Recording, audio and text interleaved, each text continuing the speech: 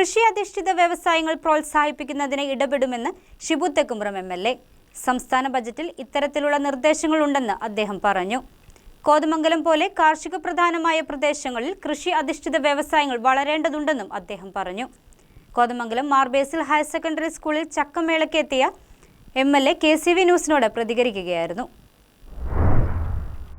ഈ ബഡ്ജറ്റിൽ ധനകാര്യ വകുപ്പിൻ്റെ ചുമതല വഹിക്കുന്ന മുഖ്യമന്ത്രി നമ്മുടെ നെടുമ്പാശ്ശേരി എയർപോർട്ടുമായി ബന്ധപ്പെട്ടുകൊണ്ട് നമ്മുടെ വിഭവങ്ങൾ സംസ്കരിക്കുവാനും അത് കയറ്റി അയക്കുവാനുമുള്ള ബൃഹത്തായ ഒരു പദ്ധതിക്ക് രൂപം കൊടുത്തിട്ടുണ്ട്.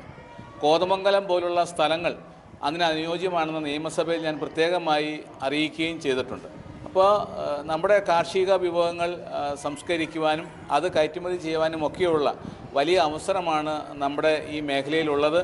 ഇതിൻ്റെ പരമാവധി പ്രയോജനം ലഭിക്കുന്ന നിലയിൽ തിളക്കമാർന്ന പദ്ധതികൾ സംസ്ഥാന സർക്കാരിൻ്റെ സഹകരണത്തോടു കൂടി നമ്മുടെ നിയോജകമണ്ഡലത്തിൽ നടപ്പിലാക്കാനുള്ള എല്ലാ ശ്രമവും MLA നിലയ്ക്ക് മുന്നോട്ട് കൊണ്ടുപോകും.